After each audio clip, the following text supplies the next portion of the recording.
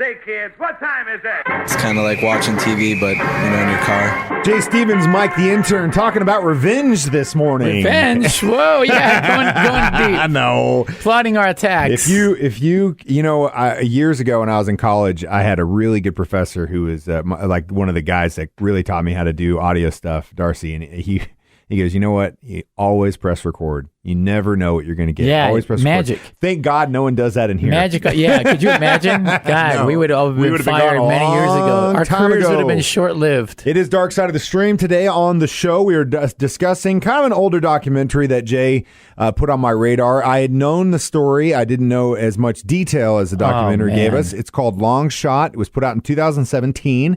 And just all in all, first right out of the gate, Jay, I know why you love this thing, because it was only 40 minutes long. Yeah. not this BS Mike shows up with like 10 episodes. Mike, 10 episodes that could have been done in one. You got to know a different language to understand it. I knew nothing about the story. I just clicked on it, and it's like, I'm just amazed because the amount of little things that had to happen in order for this guy to not spend life in prison is amazing. Well, before we get into the justice system and all that stuff, let's give a little cliff note to the people. If you have not seen this, watch it because it's short. But it involves a man who was basically at a baseball game the night of a horrific shooting in L.A., and what had happened was the 16-year-old girl was testifying in court against some gang members. She was shot in the face, left for dead.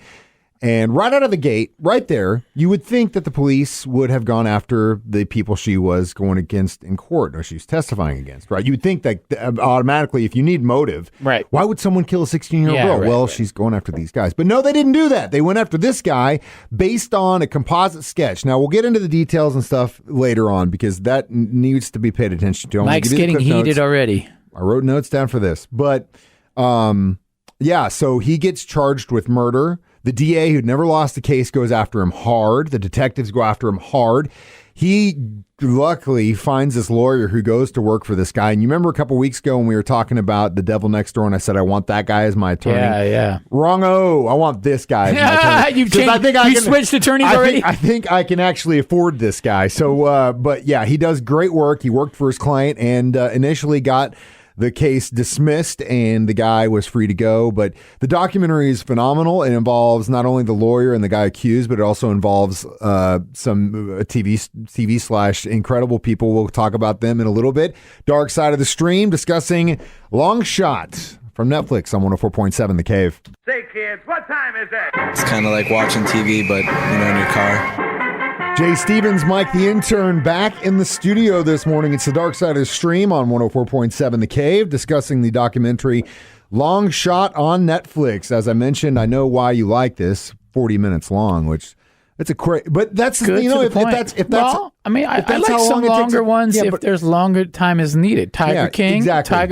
You needed that. I was stoked. Yep. But if a story can be told shorter, it's just better not to drown it out with nonsense, I get it. I agree too, 110%. Now, we're discussing the documentary Long Shot.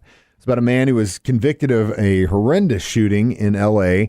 And let's. What do you want to do first? Do you want to do what? Let's do the justice system first, and then we'll do what got him off next. Okay, so this guy is actually at a baseball game with his kid when this happens. Yeah. When the shooting happens, there was one eyewitness that saw it, dropped their cell phone, ran off, and came back and was like, I saw everything. Okay. Now, it's a dark street. You just saw someone get killed. So you're going to be in hysterics, obviously. Yeah. That was the only witness they had, and that was literally the only thing that the prosecutors had on this guy was a composite sketch. Now, that composite sketch was done after the police involved of this investigation showed the witness a bunch of photos, like a ton of photos, and then said, draw a picture of him. What do you think that composite sketch is going to look like? Yeah. A composite of all the people he just saw. Yeah. Not what's on top of his mind. Okay, that's strike one against these. Now, I'm not gonna say that. Obviously, we love our first responders here in the cave. We love what you do every day for us police officers, but there are some bad apples, and these two guys involved were extremely bad apples. First of all, like I mentioned in the last one, this kid, the 16-year-old girl who got shot, was involved in a court case against gang members. Right. As soon as she got killed, you got to look at motive, right? That's the first thing. And that's the motive all Right there, day, yeah, all day. long. They didn't even look that Yeah, way. which was weird. I felt I don't know was why. weird. They went after the composite sketch like that was the best piece. You had the motive right there. But they didn't do that. Okay, so then they go to the composite sketch. They look at some photos. They're like, "Hey, it's this guy who had been he was busted like stealing car stereos. Is why they had a mugshot years and years ago. That was the seemed only like time he he'd was ever. an all right dude now, he had you a know? family. He didn't do anything after he went to jail that one time. He let it go. He didn't do anything else. Didn't go into a life of crime. That was his lesson. Learned it. Said, hey, I took my kid to the baseball game. Born and raised in L.A. Never had any kind. That was the only thing. Whatever. So the cops they show this person. Hey, and this is what he looks like. Okay, so they go pick him up. Put him in jail. They put him in a supermax. While he is in court, just before he even goes to trial. They put him in a supermax, which that blows my mind. But that thing where he said about, you want to know fear? Listen to a grown man scaring for help at night. Yeah. Oh, Jesus. Yeah, that does not. Dude. That'll make you not want to go to jail watching this stuff. Yeah, be good for sure. So, anyway, so then the interrogation on this guy, you listen to those tapes and you feel so bad for him. But then, the prosecutor and the detectives are like, why? Well, can't you remember every detail of your life? Why can't you remember where you were that night? Well, Boy, first of all, good thing it wasn't me. I know. I can't remember what I did yesterday, man. Ask me what I did yesterday. Yeah. I'll tell you what I did, Yeah. but is it going to be 100% accurate? Absolutely Yeah. not. No one can do that. And then on top of the fact, throw the fact that I just told you you're accused of murder. What the hell are you going to be thinking Yeah, of? you're freaking out, man. I can't tell you what I did. And it wasn't just like it was the day before. It was days, weeks later when they went and picked him up that he's got to be tasked to remember. Well, in the next segment of Dark Side of the Stream, we're going to discuss what you said, how everything had to go right for this the guy. universe worked for this dude, boy. And how messed up it is in the system right now, at least the American justice system is right now, it is guilty until proven innocent, which is not the way it should be. But that was the case with this guy, and I'm sure with so many other thousands of cases across the country. We'll talk more next. Dark Side of the Stream on 104.7 The Hey, Cave. kids, what time is it? It's kind of like watching TV, but in your car. Mike the Intern, Jay Stevens back in the studio, Dark Side of the Stream, discussing The Long Shot on Netflix. Now, as I mentioned last hour, this was a really good example of guilty until proven innocent, because you got a guy here who'd never had any kind of violent crimes, getting accused of murder. You put yourself in his shoes, man. It's It was just like, dude, that wrong place, wrong time. And it sucks that it's that way, but you get, obviously the bad apple detectives in this case that wanted to be right at all costs. And you got a prosecuting attorney who wanted to keep winning because at that point she had never lost a case. Yeah, okay? I think you get some of that, and you also get that these prisons are privatized, and so it's a money deal. Could be that, but really win above all costs is what I saw. And it breaks my heart because at that point, what's justice? Especially from the prosecuting attorney standpoint. If you're looking at it like I'm furthering my career and I got to win at all costs, is that really carrying justice? No. It's not. And how many times has that actually happened across the country? I know, we could sit here for years and talk about it. It's unbelievable. You hear stories about it all the time. It needs to be fixed. But this guy got lucky. He got lucky because on the night of the murder, he remembered that he was at a baseball game with his daughter. And so they started looking into, okay, do you have the tickets? Well, you got tickets to the last game you went to? Unless it was something important like the AFC Championship or something like that. I hold on to those. But anymore, just a generic baseball game, probably just some rando game, whatever. Right. He remembered details about the game. In fact, he remembered that there was a crew there shooting a TV show while he was there. Because originally the lawyer went through all the stadium cam stuff, and you could see him there with his daughter, but the resolution wasn't good enough to where he could say, okay, that's him. So then he finds out there is a crew there shooting. Calls the number. Filming Seinfeld. Well, no, not Seinfeld. Larry David show. Larry David. That's right. Larry David. So he calls this number. It's HBO. He finds out it's Curb Your Enthusiasm. He goes down the rabbit hole and finds out that, yes, they did shoot that night for a show about in this episode. It's great. I personally watch Curb. I think it's a great show. But he gets some bad seats to a game. His buddy Bob Einstein, God rest his soul, Super Dave, was there, and he won't give him the seats. And it's classic Larry David. He picks up a hooker so he could get in the carpool lane. It's awesome. Opposite episode. But besides the point. They're shooting this scene where he walks down to Einstein's seats, tries to get him. Lo and behold, Juan is actually sitting in the same section. And at that point, when they're filming this section, you can actually see him walk down the aisle with his kid. Some really bad PA let him through, probably because he's got his kid, which they shouldn't have done. Which is a lucky move as well. Which is also a lucky move. Which is like the universe just... So they got him on tape there, but there was a time code, and it was like 9:30. Shooting happened at 10:30. Despite this evidence, the prosecutor was still going to go after this guy. So then they actually used cell phone towers to corroborate where he was. He was calling his wife because it was a late game. And he corroborated like, hey, she called me or I called her after we left. And I said, hey, I'm on my way. It was 10:10 or something. There's literally no way he could have been anywhere near where this happened. Whew.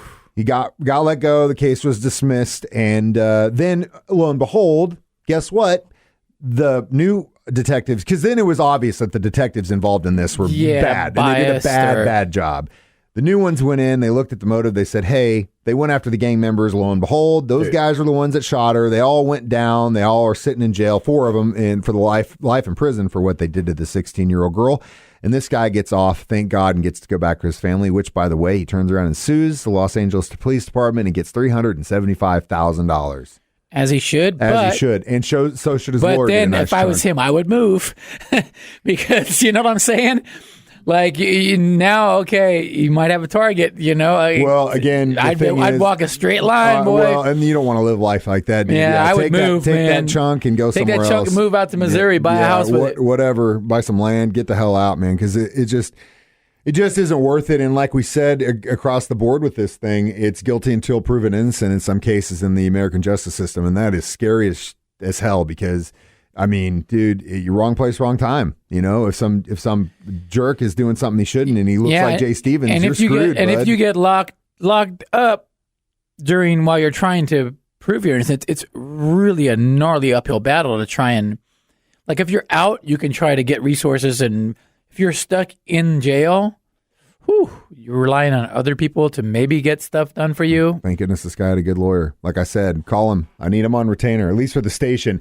All right, one more thing to talk about, Dark Side of the Stream, what we're going to talk about next in our thoughts on Long Shot on 104.7 The Cave. Say, kids, what time is it? It's kind of like watching TV, but, in your car.